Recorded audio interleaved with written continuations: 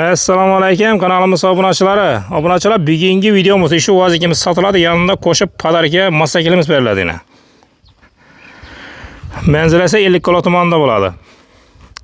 Kanalda yangilar obuna bo'lib, bir like bosib qo'yishni unutmaymiz. Shunday vazika olaman, yanında podarkalar massakil olaman degan do'stlarim bo'lsa, videoni tashlab qo'yasizlar.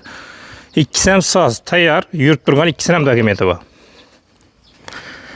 Vazika antipresi turgan ekan. Buni elde arkasi ham ishlab turibdi ekan, rozlatkisi boshqasi. Salonlar. Metan gazı bayna 2 tane var, 2 yakında birden bu.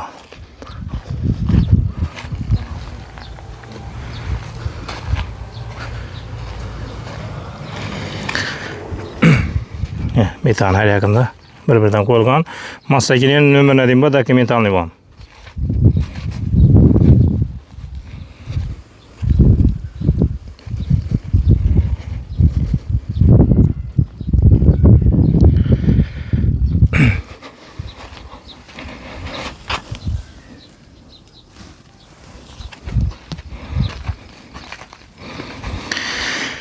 Şu vazik. Bakasına geleden olmasak, bakası 25 milyon so'm aytib turibdi buna. 25 milyon içinde yine podarkasini şu massakilimiz ketadi.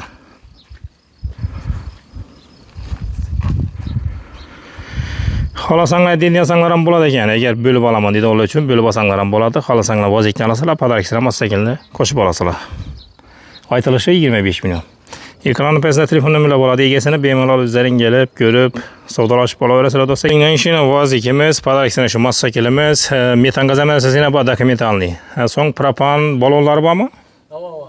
Reduktor komplekt. Propan balonlar reduktor komplekt var ekan. O ham satılады.